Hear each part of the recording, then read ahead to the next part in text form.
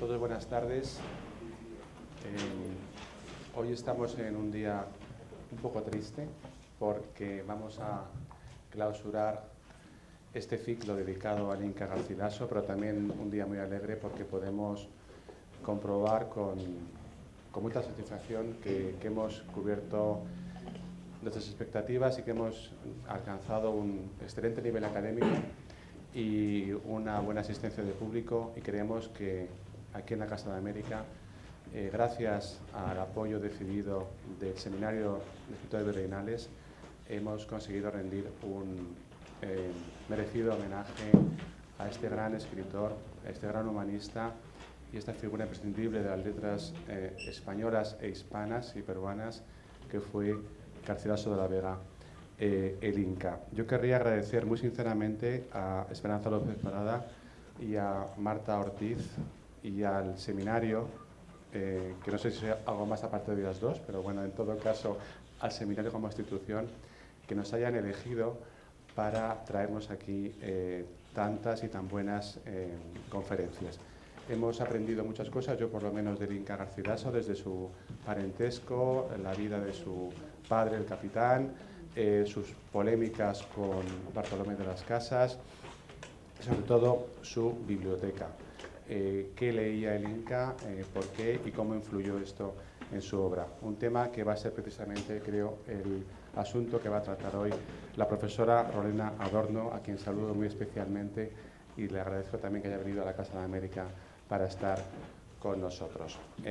Hace poco decía un asistente a este ciclo que le iba a quedar un gran hueco cuando acabara el ciclo del Inca. Bueno, yo para animarle le diría que aunque acabe este ciclo, yo confío y espero, y así se lo he propuesto a Esperanza y a Marta, que sigamos trabajando juntos. Creo que su empeño merece de verdad todo nuestro apoyo.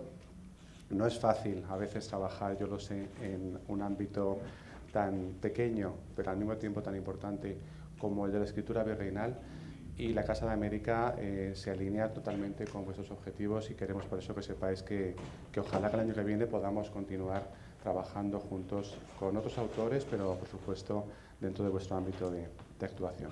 Así que sin más, a todos muchísimas gracias por su presencia y, en fin, espero que disfrutemos hoy con esta última conferencia que seguro que será magistral. Gracias.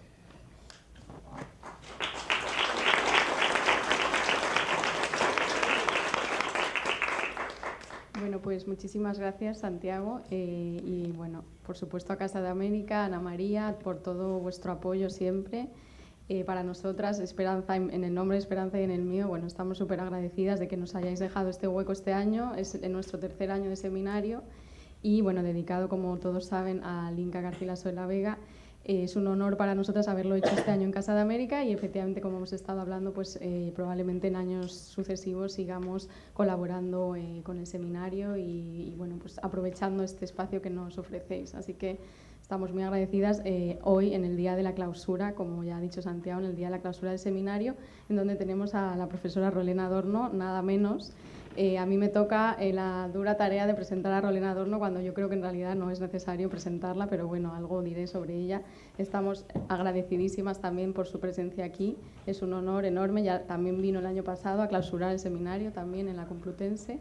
Y bueno, pues para nosotras que sigas viniendo todos los años, para nosotras sería ideal. Rolena Adorno, como ya todos ustedes saben, es profesora en Yale University, ocupa una de las prestigiosas cátedras Sterling y donde también es directora del departamento de español y de portugués. Tiene numerosos libros, ya es muy conocido, sus estudios son muy conocidos sobre Guamán Poma, también sobre Cabeza de Vaca. Tiene algunos estudios también sobre el Inca Garcilaso, de quien nos va a hablar hoy. Este libro de Huancanea Macondo, Estudios de Literatura Hispanoamericana, que bueno, se publicó aquí en la editorial Renacimiento, en España.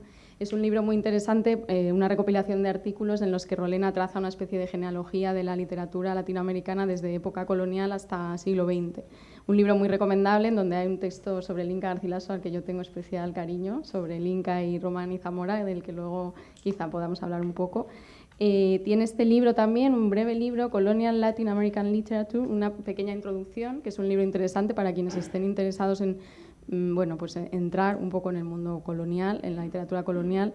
Rolena publicó este libro hace unos años y me parece que es una introducción excelente, así como primer paso.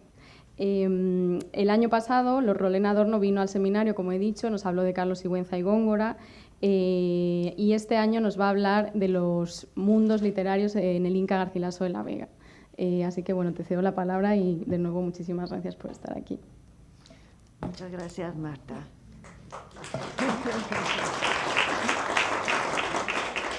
¿Se oye? Sí. Sí, muy bien.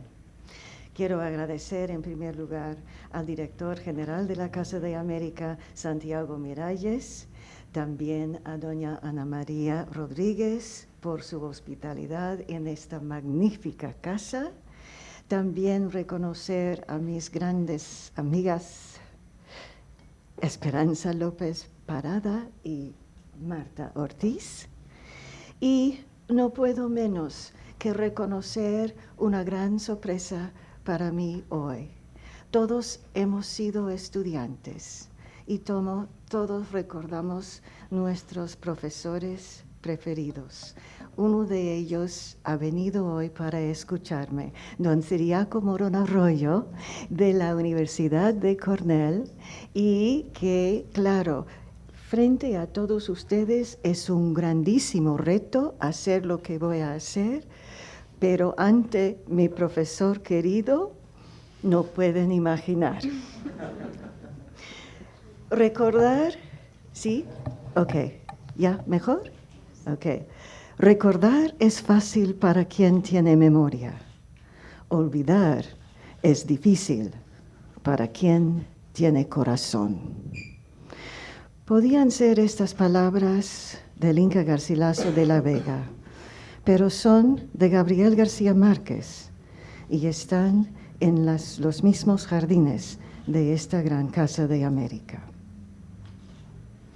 Otra frase para recordar. Una verdad no puede ser contraria a otra verdad.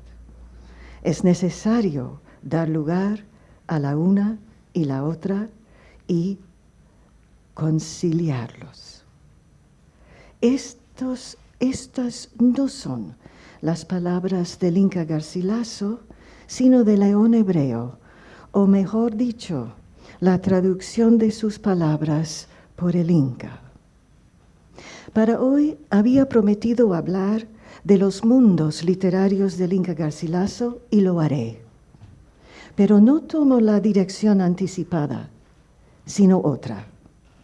Pensaba recorrer aquellos mundos presentes en la rica colección de los libros de Garcilaso y en mi resumen para esta charla me referí al laberinto que fue la biblioteca del Inca. He visitado ese laberinto, pero no es en el catálogo de su biblioteca, sino en la obra que él tanto valoraba, los diálogos de amor de León Hebreo, es decir, Yehuda Abravanel. ¿Mundos son? Sí.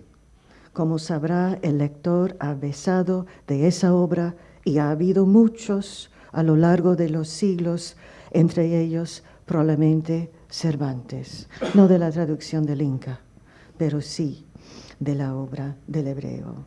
Solemos identificar los diálogos de amor exclusivamente como neoplatónico, pero es más.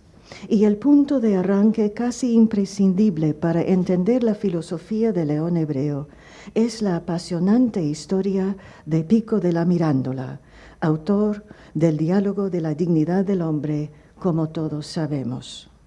Karl Gebhardt ya destacó el lazo genético entre ellos en la década de 1930. Gebhardt puntualizó que el programa de Pico, inspirado en la obra de Ficino, consistía en la síntesis de Platón y Aristóteles. Y el deseo de tal reconciliación era clave también para León Hebreo, como recién enfatizó Miguel de Burgos Núñez en su introducción a la edición facsimilar de la traducción del indio de León Hebreo, que salió en 1989. Y si de repente vemos la obra de síntesis, que es Diálogos de Amor, como comentarios, no haríamos mal, precisamente porque León Hebreo comentó, es decir, interpretó las obras filosóficas que estudiaba y de ellas creó la suya propia. La obra en sí es un comentario, dialogado, por cierto, sobre la conciliación de la tradición bíblica, la historia hebrea, como el Inca traduce las palabras de hebreo, y la helenística, en concreto la platónica, la alegórica, la aristotélica. La obra del Inca Garcilaso es también muy mixta, como sabemos. El Inca también se empeñó en conciliar y sintetizar los diversos hilos de sus intereses y conocimientos. ¿Cuáles son los principales de estos?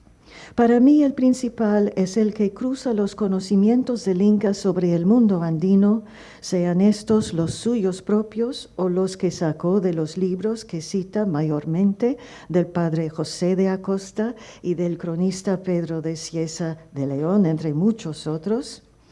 Y cruza, repito, con la ideología de la conquista y los hechos ocurridos durante y después de ella. El pasado andino incaico y el presente virreinal español los ve Garcilaso en secuencia, es decir, en la transición del uno al otro. Pero ¿cómo tender un puente entre estos dos mundos? La respuesta se le ofrece León Hebreo, o mejor dicho, Abravanel Garcilaso, es decir, en su propia traducción del Tratado del Judío Portugués. Quiero decir que el Inca Garcilaso no toma diálogos como fuente tal cual, eso no, sino que sigue el modelo de trabajo, modelo para concebir su propio trabajo que León Hebreo le ofrece. Es mi argumento. No toma la interpretación de León Hebreo, sino sus principios, los métodos de trabajo que la animan.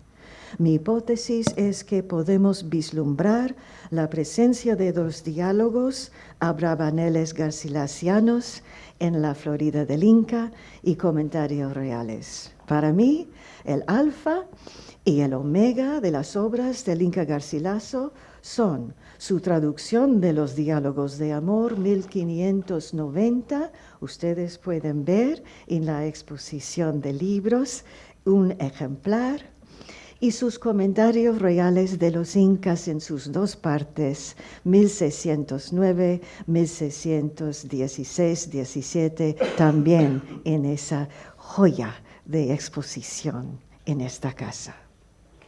Y esto no solo por la secuencia de su publicación 1590-1617, pero me explico.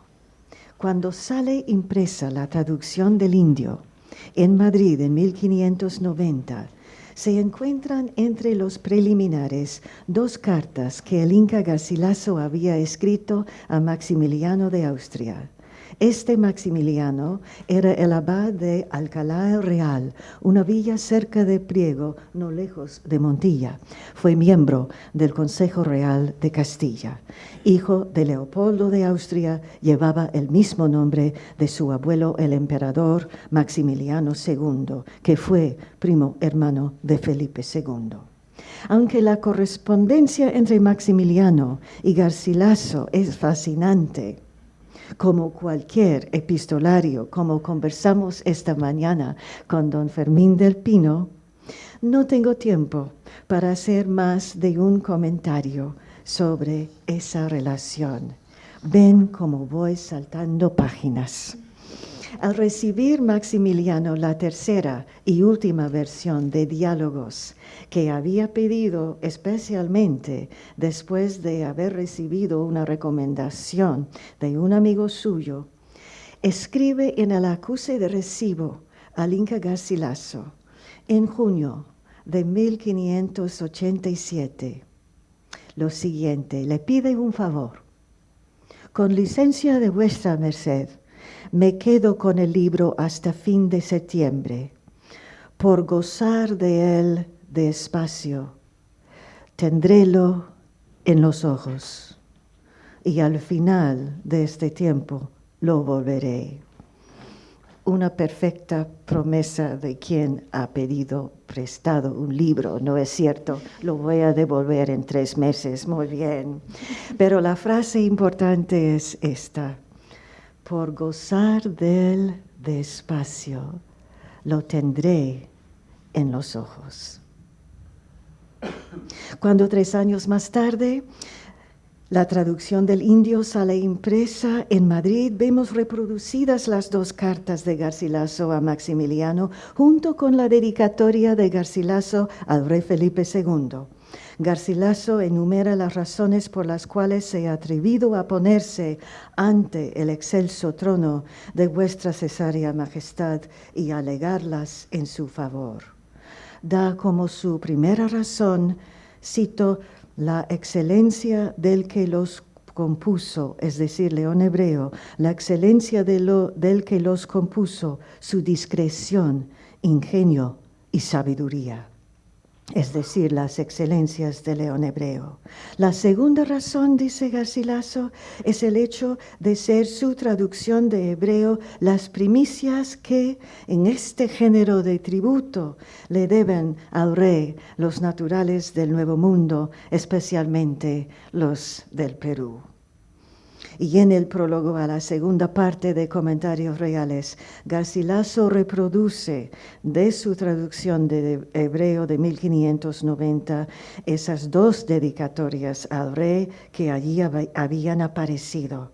Y en la primera enumera las 4 razones por haber escrito la traducción del indio, y en la segunda reitera las razones ya expresadas y además anuncia su historia de la Florida y anticipa su historia de los incas desde su origen y principio, escritas con alguna más certidumbre y propiedad de lo que hasta ahora se han escrito.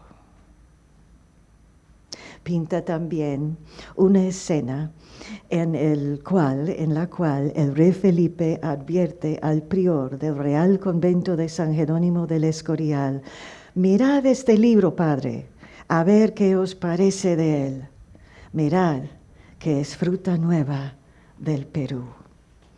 Y en este mismo prólogo, Garcilaso comenta la presencia de diálogos en su traducción a lengua castellana en este último expurgatorio de libros prohibidos, que sería el índice de los libros expurgados de Quiroga de 1584. Ahora, mi intento fue, aunque salté una página o 2, y todavía es, convencerles a ustedes de que a lo largo de su vida como autor, Garcilaso se ocupó de sus diálogos. Si el Inca Garcilaso está trabajando en sus 2 historias a la vez, que está concluyendo su traducción de León Hebreo, puliéndola, más tarde trabaja en su reedición. En 1594 esperaba sacar una segunda edición que había tenido lista desde 1592. En 1599 dio poderes para su reedición al escribano Juan de Morales. Bien, estas son las circunstancias vitales del Inca Garcilaso con respecto a su ocupación en sus 3 grandes proyectos. ¿Dónde y cómo vemos estas relaciones de convergencia expresadas al nivel no vital, sino intelectual?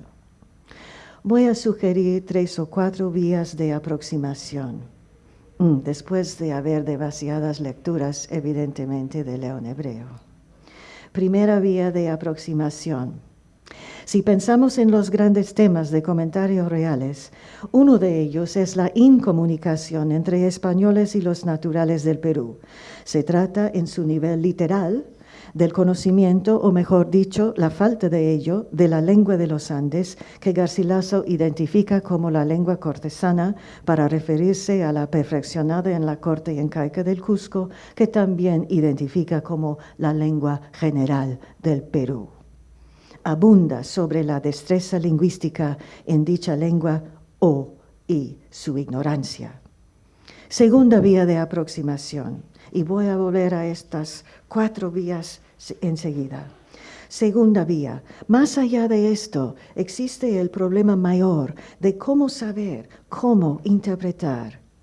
¿Por qué no pueden comprender los invasores a los naturales peruanos? ¿Por qué no pueden reconocer el alto nivel de su civilización? Dicho de otra manera, ¿cómo es que estos naturales peruanos tienen conocimientos no vistos ni mucho menos valorados por los extranjeros? Tercera vía, ¿cómo puede ser, como arguye el Inca Garcilaso, que las dos civilizaciones, la hispana cristiana y la incaica pagana, sean igualmente válidas, sobre todo si una reemplaza la otra? Y cuarta vía, ¿cómo evaluar los distintos tipos de conservación de la memoria del pasado? Por un lado, tenemos la diferencia clásica entre lo oral y lo escrito, y por otro, lo mítico y lo histórico. ¿Cómo aproximarse a sus diferencias? Y aquí tengo que mencionar un ensayo de un colega, William Ilgen, de 1974, que intuía la importancia del león hebreo en el pensamiento y las obras del Inca Garcilaso. Ilgen observa agudamente que para Garcilaso el significado de lo sucedido en el Perú tiene para él un valor más profundo y personal, que va más allá de ese amor natural de la patria, más allá de su doble ascendencia hispano-incaica, más profundo y personal. Ilgen sugiere que nace de ese amor, quiere así señalar la dimensión afectiva del Inca, pero que para la dimensión intelectiva tiene otra fuente, la visión filosófica del león hebreo. Para aclarar este punto, permítanme imaginar un soliloquio del Inca Garcilaso. Va a ser corto. Estos son mis sentimientos, sí, pero ¿cómo los expreso, yendo más allá de ellos, a la vez de no dejar de honrarlos? Estos son mis sentimientos, pero ¿cómo los expreso, yendo más allá de ellos, a la vez que no dejo de honrarlos? Fin de cita, de Rolén Adorno, no, del Inca Garcilaso. Y dicho sea de paso, tengo aquí un libro, para variar un poquito el tema, es un breve descanso. Es un libro que encontré ayer, y cuando se habla de la memoria del pasado, que es la cuarta vía, cómo tratamos la memoria del pasado, vi en una librería de la calle Princesa este libro de un periodista catalán que ha ganado Premio Nacional de Periodismo, y su título es Entre la mentira y el olvido. No sé nada de este libro, pero pueden tomarlo como el título, como lema a la hora de pensar en estos recuerdos del pasado. Primera vía, la lengua, la incomunicación. La vemos a lo largo de Comentarios Royales, desde los capítulos sobre el nombre del Perú, en la primera parte, impuesto por los extranjeros, hasta el comienzo y la conclusión de la segunda parte, los impactantes capítulos que Garcilaso crea en forma dialogada para pintar el encuentro de primero al comienzo Fray Vicente de Valverde y el príncipe Atahualpa, y luego al final de la segunda parte la ejecución del joven príncipe Tupac Amaru. En sus reflexiones sobre la lengua general del Perú, Garcilaso le atribuye la mayoría de sus propias observaciones al padre Blas Valera, el jesuita mestizo chachapoyano del norte peruano, evangelizador. Asevera el inca Blas Valera que con el aprendizaje de la lengua de los incas, los indios incultos, cito, además del provecho que les causa en sus comercios, tratos y contratos y en otros aprovechamientos temporales y bienes espirituales, les hace más agudos de entendimiento y más ingeniosos para lo que quisieren aprender. Y de bárbaros los truecan en hombres políticos y más urbanos. Leo esto como una afirmación de Garcilaso, de su propia experiencia con las lenguas, con el idioma, quiero decir, de león hebreo. Sus borradores de su traducción del texto italiano revelan su intento de reproducir a su manera las sutilezas tan galanas que encuentra en la manera de hablar del león hebreo en su texto italiano, es decir, su destreza, artificio y elegancia. Cito al Inca. No, cito león hebreo o, si quieren, Abravanel Garcilaso, porque es la traducción de este. Cito, las cuales cosas a quien no mirase que son artificiosamente hechas, le confundirán en muchos pasos de la obra, pensando que de industria el autor quiso oscurecer y dejar dificultosas, pero que miradas con esta atención no lo son. Perdón, esta es la carta de Garcilaso a Maximiliano. No, este es Garcilaso puro. Las dificultades del león hebreo, dice, a quien no mirase que son artificiosamente hechas, le confundirán en muchos pasos de la obra, pensando que de industria el autor quiso oscurecer y dejar dificultosas, pero que miradas con esta atención no lo son. La lengua ennoblece a quien la emplee y comunica con sutileza y claridad sus argumentos. Así eran los incas del Perú, escribe Garcilaso, cuando los indios de diversas lenguas alcanzan a saber la lengua del Cusco, sus ingenios pretenden subir a cosas más altas. Finalmente se hacen más capaces y suficientes para recibir la doctrina de la fe cristiana. Pero aún sin recibir la doctrina cristiana, continúa Garcilaso, y esto es importante, la divina gracia muchas veces sin estas ayudas ha obrado grandezas y maravillas, porque que se ve que por la mayor parte corresponde y se acomoda a estos nuestros humanos medios. Y cierto que entre otros muchos de que la divina majestad quiso usar para llamar y disponer esta gente bárbara y ferina a la predicación de su evangelio, fue el cuidado y diligencia que los reyes incas tuvieron de doctrinar estos sus vasallos con la lumbre de la ley natural y que todos hablasen un lenguaje. La lumbre de la ley natural. Fray Luis de Granada, entre otros, Fray Luis está en la exposición en esta Casa de América.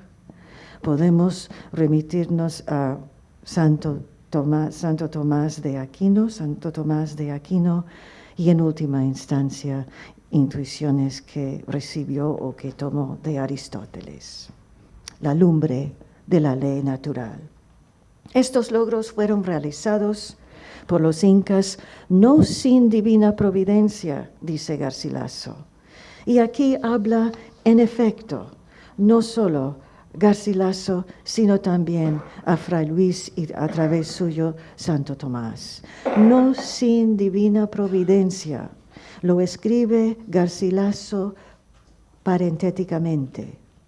Y aquí también procede con pie seguro con León Hebreo a sus espaldas, porque aquí juntamos dos principios: la majestad de palabras de aquel lenguaje incaico y la capacidad que provee para que el que lo emplee suba intelectualmente a cosas más altas. Con no más que nuestros humanos medios, insiste Garcilaso, rastrearon los incas al verdadero Dios nuestro Señor y alcanzaron la inmortalidad del ánima y la resurrección universal. Con esto tenemos la mitad de la ecuación, pero ¿la otra? La otra mitad son sus comentarios sobre los cristianos y su capacidad para la lengua general del Perú.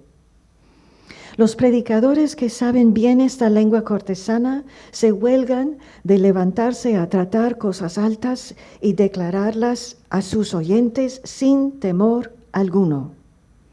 Y de esto nace que los incas del Cusco, y está hablando ahora de sus herederos actuales, cuando dice estos incas del Cusco, que la hablan más elegante y más cortesanamente, reciben la doctrina evangélica en el entendimiento y en el corazón, con más eficacia, más utilidad.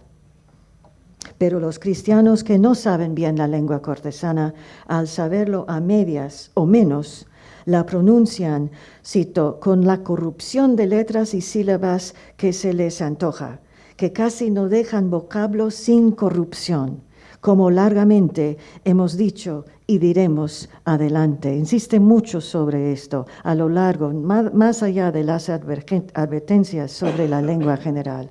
Esto es primordial en su obra. La elevación de la persona por la lengua o su corrupción gira, por supuesto, como ya saben, en torno a la última justificación de la presencia española extranjera en los Andes del Perú, la evangelización del pueblo andino.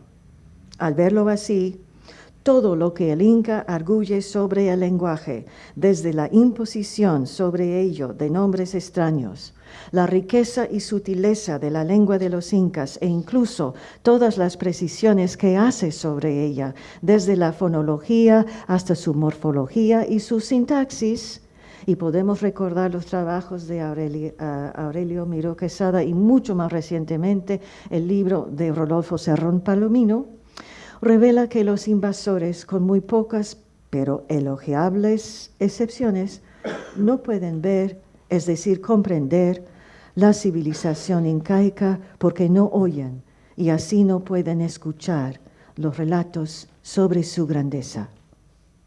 Segunda vía. ¿Por qué no pueden comprender los invasores a los naturales del Perú y su alto nivel de civilización? Permítanme aquí relacionar lo visto y lo oído en varios niveles fundamentales en el segundo diálogo de León Hebreo sobre cómo alcanzamos el conocimiento. Para Hebreo había dos tipos de vista, la corporal y la intelectual. La visión ocular y corporal no puede ver la luz del sol que ilumina el ojo, no puede ver sin la luz del sol que ilumina el ojo y el objeto que ve. La visión intelectual no podría ver ni entender las cosas si no estuviera iluminada por el entendimiento divino. Al explicarle en hebreo cómo el supremo Dios puro es el verdadero principio y causa de todas las perfecciones, utiliza la analogía de la vista corporal y la espiritual.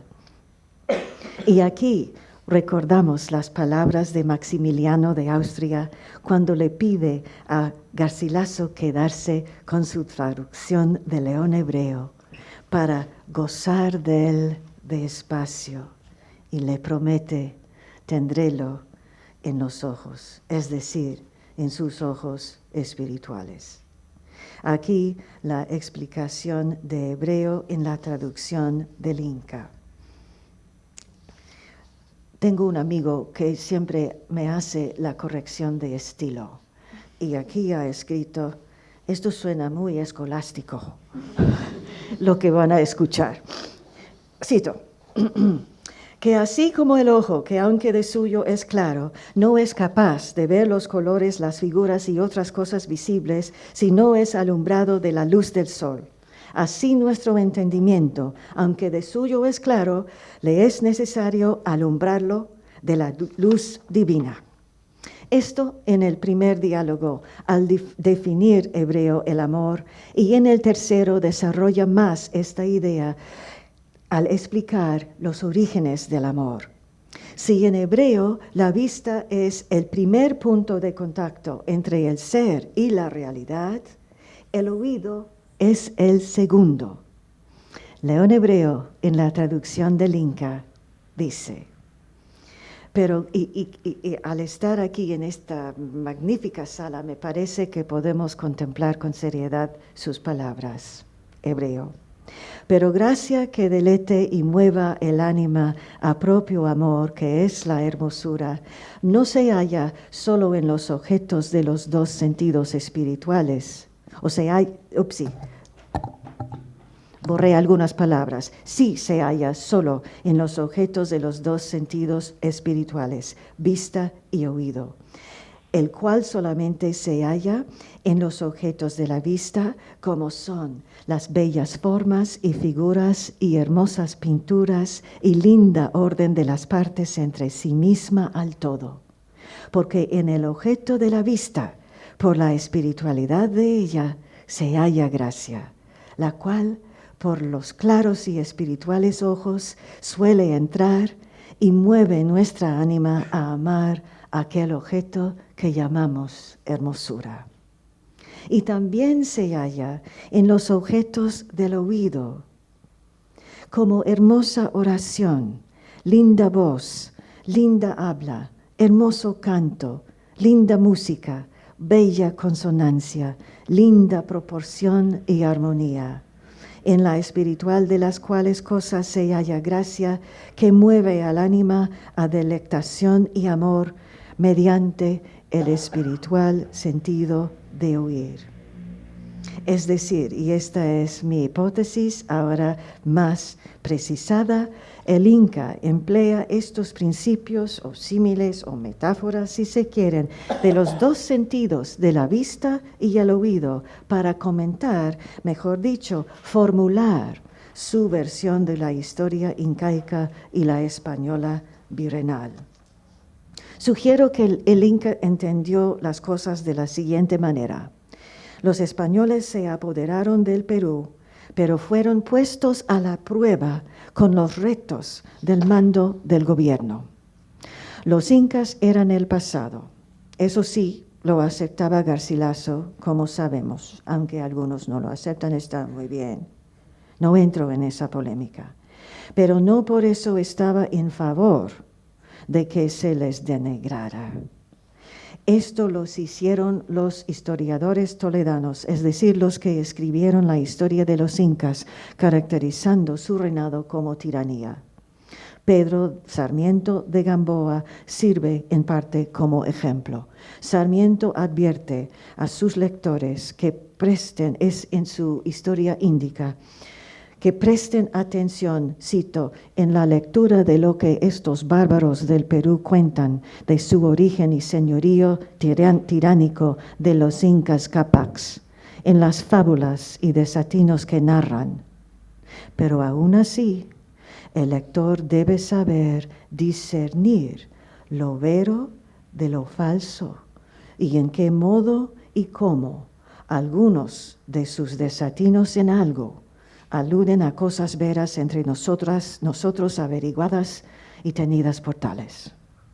Es así que comentarios reales de Garcilaso cobran una lógica de nivel mayor. Sus comentarios, es decir, sus extensas citas de cronistas españoles como, por ejemplo, Acosta y Cieza, demuestra con sus ejemplos el hecho de que sí, Hubo extranjeros que supieron oír y ver, que supieron valorar algunos de los fenómenos que eran capaces de mover nuestra ánima a amar aquel objeto que llamamos hermosura. Pero esto se va a complicar, como veremos más adelante. Tercera vía. El camino es largo, pero no me detengo mucho para finalizar dentro de la hora, por favor. Tercera vía. La cuestión de ser igualmente válidas las dos civilizaciones, la antigua andina y la moderna occidental y cristiana. Aquí llegamos plenamente al reino de las ideas, no en el de los hechos conocidos literalmente. Es decir, aquí nosotros hemos levantado los pensamientos a cosas invisibles, a cosas más altas, como sobre los incas, dice Garcilaso, haciendo eco de León Hebreo y de Santo Tomás.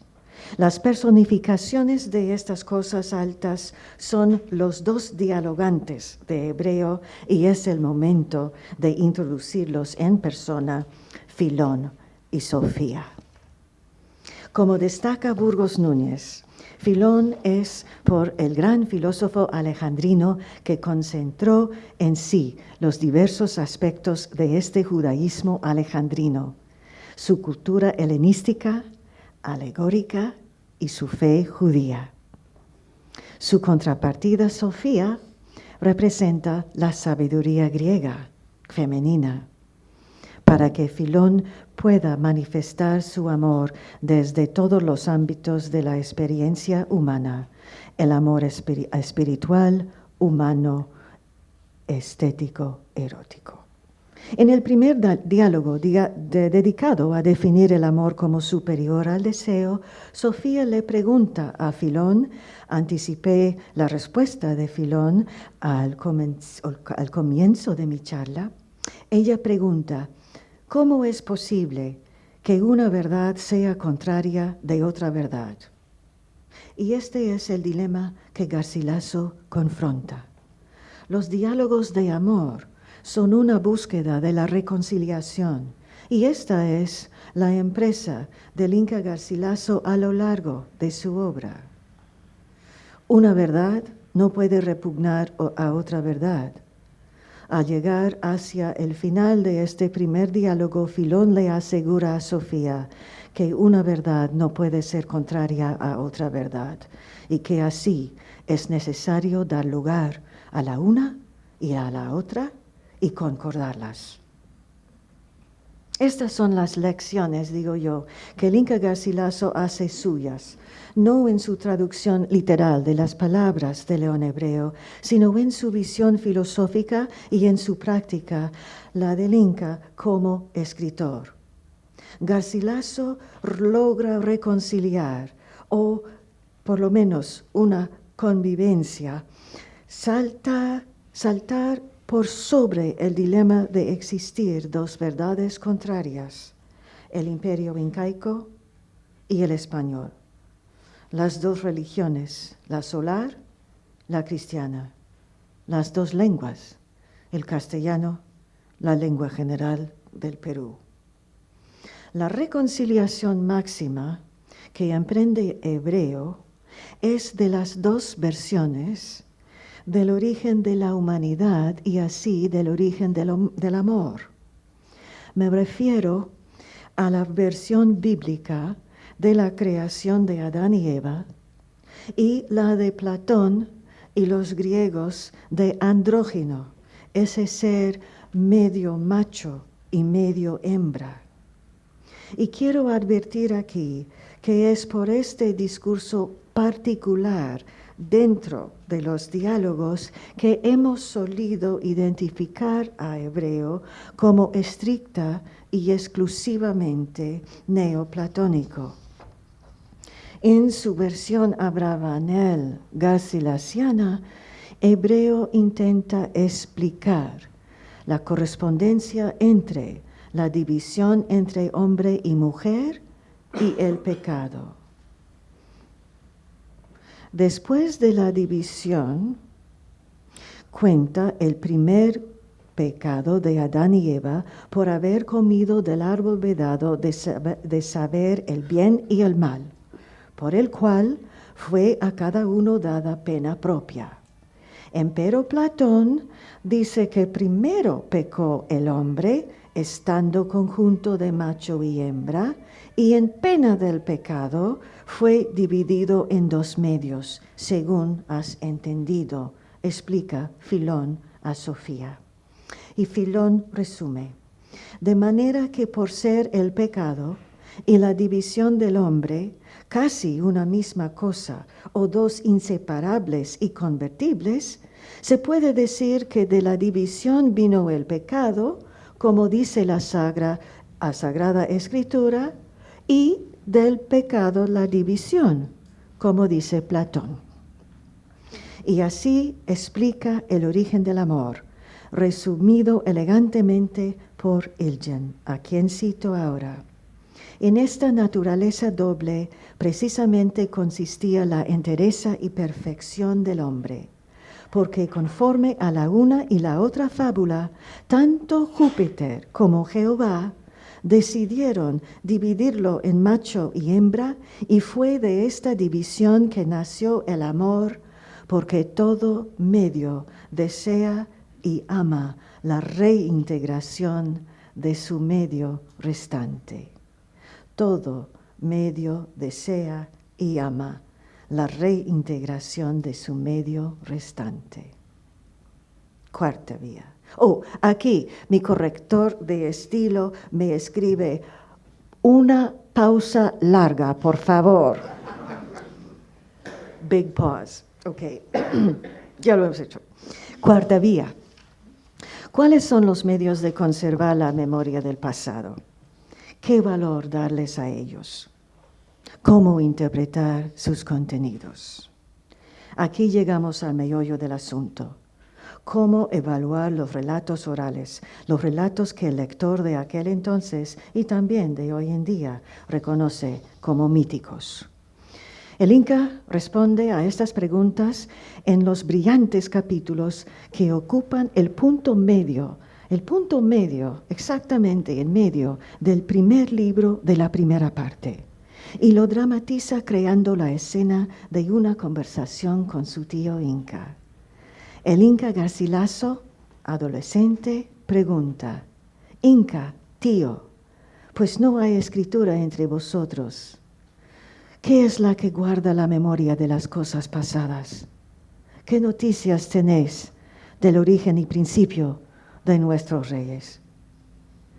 Y su tío le responde: sobrino, yo te las diré de muy buena gana. A ti te conviene oírlas y guardarlas en el corazón. Aquí agrega Garcilaso en su propia voz: es frase de ellos por decir la memoria, guardarlo en el corazón. Al terminar esta larguísima relación del origen de los incas, Garcilaso la comenta, la cual escribe: yo he procurado traducir fielmente de mi lengua materna, que es la del Inca, en la ajena, que es la castellana, aunque no la he escrito con la majestad de palabras que el Inca habló, ni con toda la significación que las de aquel lenguaje tienen. Empero bastará haber sacado el verdadero sentido de ellas, que es lo que conviene a nuestra historia. Estas frases nos permiten preguntarnos si aquí no se refiere también a su propia labor de traducir los diálogos de amor. Cómo comunicar con esa majestad de palabras de león hebreo. Pero se hace contenta con haber sacado, por lo menos en la tercera versión, creo, el verdadero sentido de ellas. Estarán estos diálogos muy presentes en toda la primera parte de su obra, de la del Inca, pero particularmente en los capítulos que cierran su meditación sobre la memoria del pasado. Las fábulas historiales del origen de los incas, uno de sus capítulos más conocidos, el capítulo 18 del primer libro de la primera parte, y el 19, la protestación del autor sobre la historia, son claves en este sentido. La locución aparentemente peculiar de fábulas historiales, pero peculiar solo a los que no toman en cuenta lecturas alegóricas, ha ocupado más de una mente. Y sobre este punto, la alegoría sí es muy pertinente. Garcilaso, al contar varios relatos sobre el origen de los incas, dice que los indios, al ser interrogados, y cito a Garcilaso, dicen 1000 disparates y no hallando mejor salida, alegorizan la fábula. Pintando un cuadro de su frustración solo aparente, termina los relatos de estas fábulas historiales invitándole a su lector a tomar de ellas cada uno como quisiere y déles la alegoría que más le cuadrare. Aunque identifica estos relatos, esta primera piedra de nuestro edificio como fabulosa, no lo despacha. Al contrario, nos advierte en esa frase lapidaria e inolvidable, de las que hay tantas, pueden verlas muy bien seleccionadas en la exposición en esta casa. La que voy a citar es esta. En fin, de estos principios fabulosos procedieron las grandezas que en realidad de verdad posee hoy España. En fin, de estos principios fabulosos procedieron las grandezas que en realidad de verdad posee hoy España. Fábula y realidad, realidad y fábula. Al haber planteado este concepto doble y paradójico, viene a la mente la figura, ¿no es cierto?, la figura de andrógino, que contiene las dos mitades, macho y hembra, como nos cuenta Platón, hebreo. Y vemos que el Inca Garcilaso también suscribe la idea de la complementariedad. Y eso tiene significados, por supuesto, en la cultura andina, antigua y contemporánea. Fábula y realidad, mentira e historia. En esto, ayudado por León Hebreo, Garcilaso anticipa a Vico e implícitamente vuelve al Boccaccio de la genealogía de los dioses de los gentiles. O dicho sea de paso, abajo en la, es abajo la exposición, al lado. Ok, bueno, me he olvidado de dónde estoy, pero en esa exposición pueden ver de Boccaccio ese libro suyo sobre la fortuna de la caída de los príncipes. Y hay una rueda, el que sube la rueda, el que triunfa como rey o príncipe, el que cae y el que está del todo derrotado. ¿Y quién manda aquí? La figura elegante de la alegoría que está haciendo girar la rueda. Es el ejemplo de Boccaccio y es uno de mis libros favoritos, pero no el favorito, en la exposición. Lo tienen que ver. Y es un incunable y por eso particularmente tiene interés. De 1494. Ok. Aquí no podemos menos que recordar las lecciones de Filón en el segundo diálogo, donde le explica a Sofía que los poetas encierran muchos sentidos en sus ficciones, es decir, las alegorías. Pero podemos quitar la palabra ficciones si se quiere o no, como quieran ustedes. Pero en sus escritos, los escritores, muchos sentidos, es decir, los sentidos alegóricos.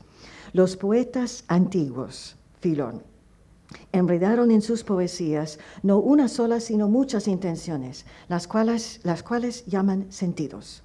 Ponen el primero de todos por sentido literal, como corteza exterior, la historia de algunas personas y de sus hechos notables dignos de memoria.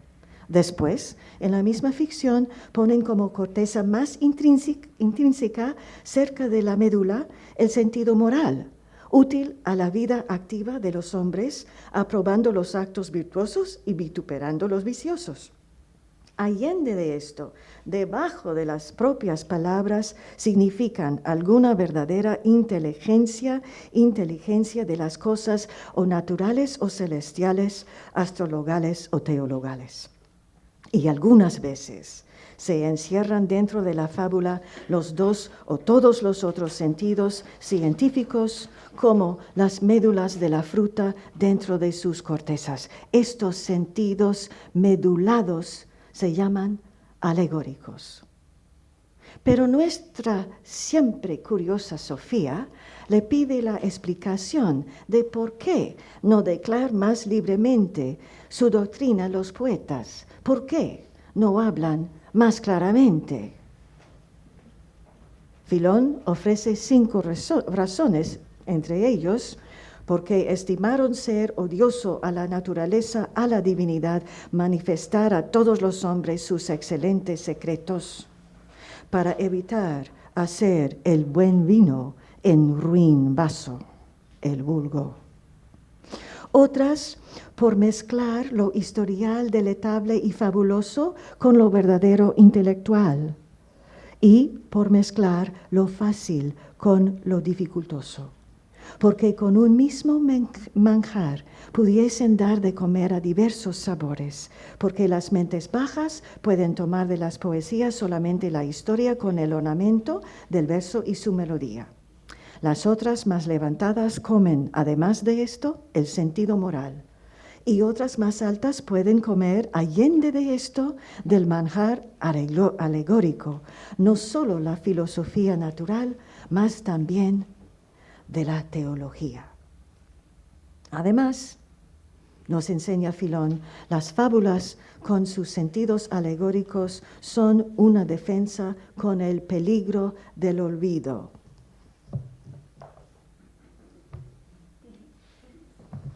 El remedio de este peligro es el artículo de encerrar las ciencias debajo de cantares fabulosos e historiales, que por su delectación y suavidad del verso andan y se conservan siempre en boca del vulgo de hombres, mujeres y niños. Y de nuevo estamos ante la sana paradoja de la mezcla de lo fabuloso con lo histórico. Notemos la sutileza del concepto, no histórico sino historial, es decir, como la historia, la verdad universal, no la particular.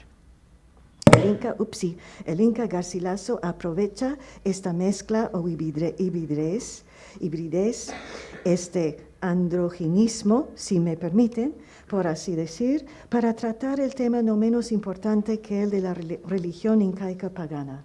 Y aquí debemos advertir una vez más que emplea la doctrina de la lumbre natural del conocimiento del hombre, del Dios universal, tan admitida en su época por figuras como Fray Luis de Granada, etc. Al comienzo del segundo libro de la primera parte, el Inca Garcilaso anuncia: rastrearon los incas al verdadero Dios nuestro Señor.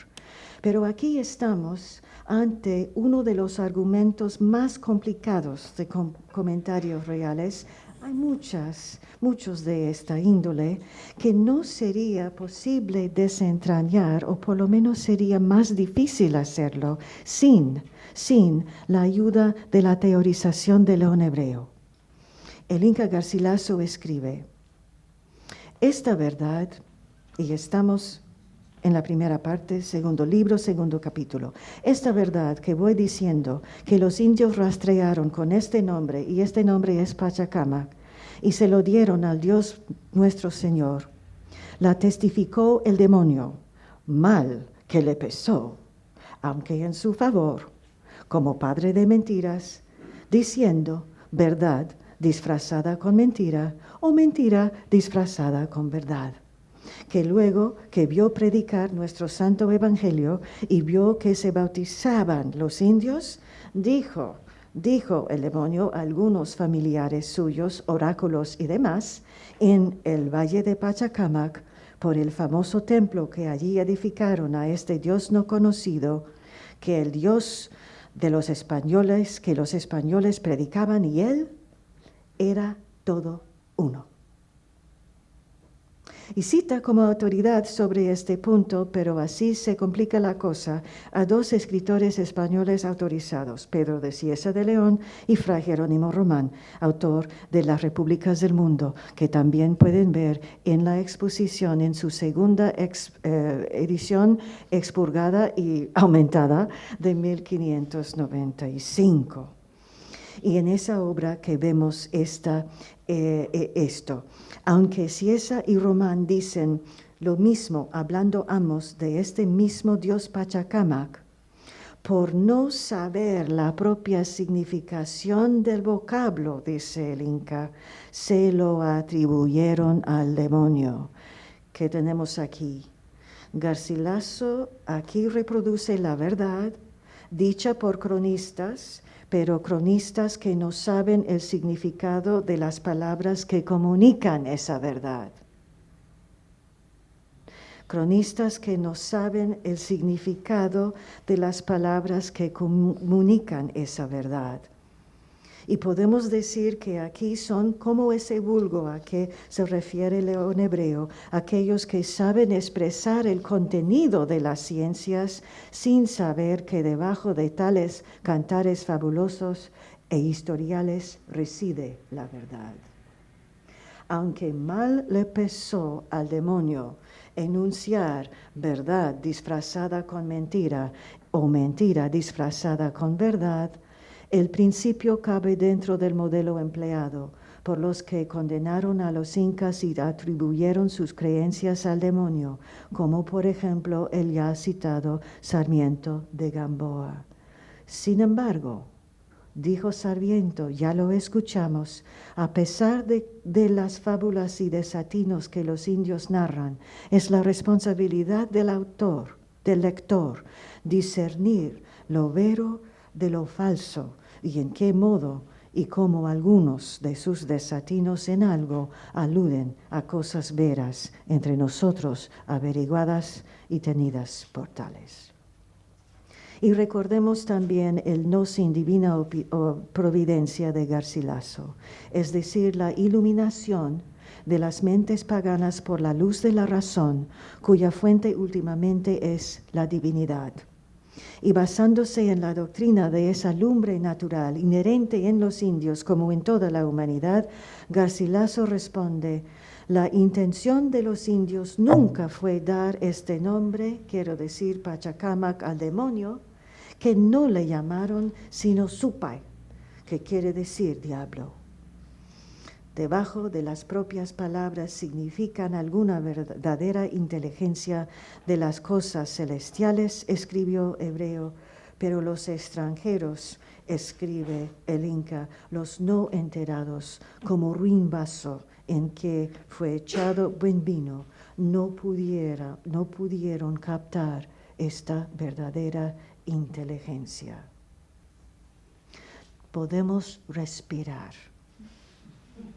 Hemos vuelto al comienzo, pero volver al comienzo nunca es repetirlo. Una vez más, a cuestiones de la comprensión de idiomas, mi primera vía, ahora complementada con esta cuarta vía, la del conocimiento de las lecturas alegóricas. Esto lo vemos dramatizado con gran efecto en el final de Comentarios Reales, en el capítulo penúltimo del libro octavo de la segunda parte. Garcilaso narra el fallecimiento en Madrid del virrey Francisco de Toledo, que había ejecutado al último y joven príncipe Túpac Amaru. Y en Chile, la masacre de Martín García de Loyola y los suyos. García de Loyola, que había capturado a Túpac Amaru, sacando el príncipe incaico de su refugio en Vilcabamba.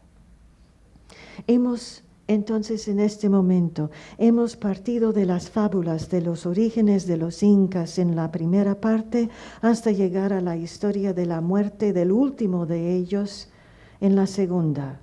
acompañando su trágico fin con el relato de las muertes de los que eran responsables por ese acto, García de Loyola y Francisco de Toledo.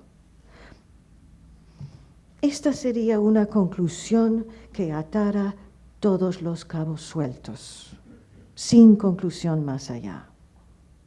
Pero no lo es. El Inca Garcilaso finaliza sus comentarios reales de los incas contando cómo Melchor Carlos Inca se negó a representar, como debía haberlo hecho, los intereses de los suyos, descendientes de reyes incas, ante cito, la católica majestad y ante el Supremo Real Consejo de las Indias, para que les hiciera merced. Este Melchor Carlos Inca, que fue nombrado por Garcilaso en el último capítulo del último libro de la primera parte, entre los que de la sangre real escaparon de la crueldad de Atahualpa, concluye también el último capítulo del último libro de la segunda parte. Y esto revela una muestra sola, cómo lo hace la estructura narrativa bipartita e incluyendo el testimonio del mismo autor, la lógica del título de su obra. No son dos, es uno solo. Comentarios reales de los incas en su primera y segunda partes. Siempre hacemos el error, y vamos a repetirlo, de referirnos a la segunda parte como historia general del Perú. Pero ese título es una invención póstuma de los editores, completamente ajena al Inca Garcilaso, que nombra en la segunda parte su obra como esta segunda parte.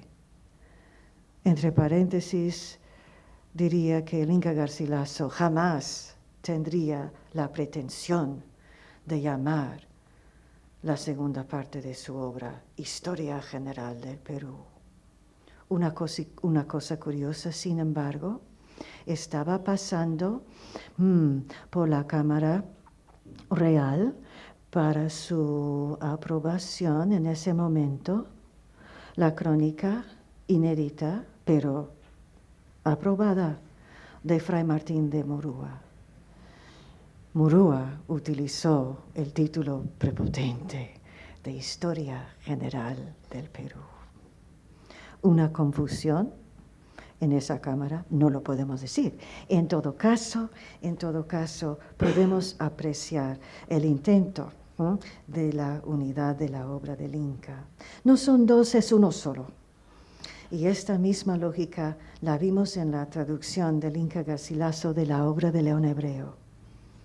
Una verdad no puede ser contraria a otra verdad. Es necesario dar lugar a la una y a la otra y concordarlas.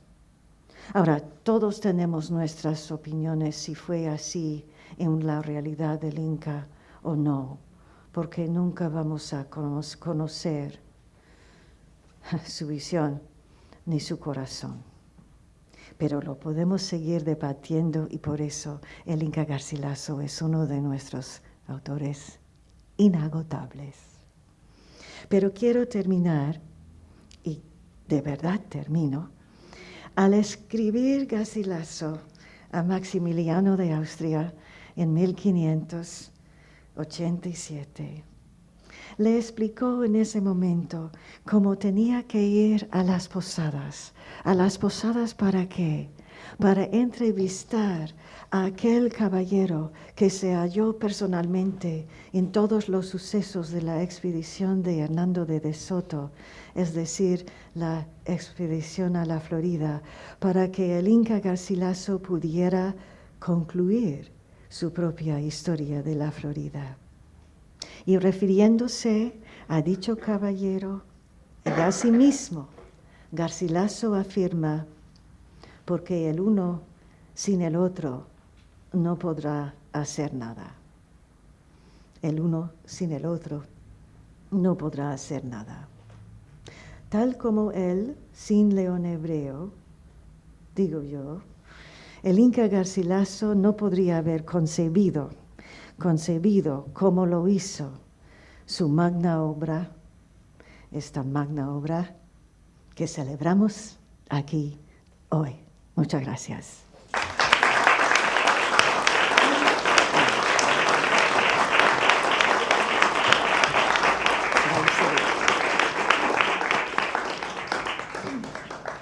Bueno, muchísimas gracias, Rolena. Yo me he quedado muda, no sé el público, estoy muy impresionada con tu charla y de verdad muy agradecida. Me parece que nos has ofrecido unas claves muy importantes, muy interesantes para leer toda la obra del Inca, ¿no? Esto que comentas de que el León Hebreo en realidad le está ofreciendo una manera de pensar, ¿no? Y esa lectura de los comentarios desde León Hebreo me parece que puede dar muchísimo juego para, vamos, creo que es un regalo para todos los que queramos trabajar en el Inca. Yo quería, o sea, según hablabas, y me ha interesado muchísimo lo que has citado, sobre lo de que dice Filón sobre, bueno, lo que le pregunta Sofía a Filón sobre cómo es posible que una verdad sea contraria a otra verdad, ¿no? Y esta idea que has dicho de que trata de reintegrar, ¿no? Todo medio desea y ama la reintegración de su medio restante. Y esto se puede pensar muy bien, como has explicado, en los comentarios reales. Yo estaba pensando todo el tiempo en la Florida y me alegra mucho que lo hayas citado precisamente al final, porque me da la impresión de que todo lo que has dicho es lo conecto como con una cosa muy emocional del Inca, ¿no? Que es la redacción de los comentarios reales, mientras que en la Florida ese punto de partida de León Hebreo creo que puede funcionar en lo que has hablado de fábula y realidad o de mentira e historia, que es lo que normalmente se destaca en la Florida, pero no hay ese elemento emocional que me parece que sí se puede, o por lo menos es como yo lo he entendido, ¿no? Esta cosa tan emotiva que tiene y esa manera de pensar la conquista del Perú desde la ideología o ese pensamiento de León Hebreo, ¿no? Entonces, bueno, solamente por si puedes hablar un poco de la Florida en ese sentido, o qué opinas, si crees, que esa lectura de León Hebreo se puede trasladar a la Florida de alguna manera o... De alguna manera creo que sí, porque lo que dice el Inca Maximiliano es una colaboración, la colaboración de Gonzalo Silvestre, a quien lo nombra, y él mismo, y no puede terminar de escribir esa historia sin ese elemento de colaboración. Pero eso no tanto en el contenido, sino en la idea de tener que tratar de llegar a una convergencia. Es mucho más difícil en comentarios reales. Y yo no sé, pero yo puedo decir o insistir incluso que es un modelo de trabajo para él, pero eso no quiere decir que al final ha logrado él afectivamente llegar a esa reconciliación. Pero le da la pista para poder intentarla. Ya. Muy bien. Muchas gracias. No sé si alguien quiere comentar algo, preguntar, teniendo la oportunidad de tener aquí a Rolena Adorno.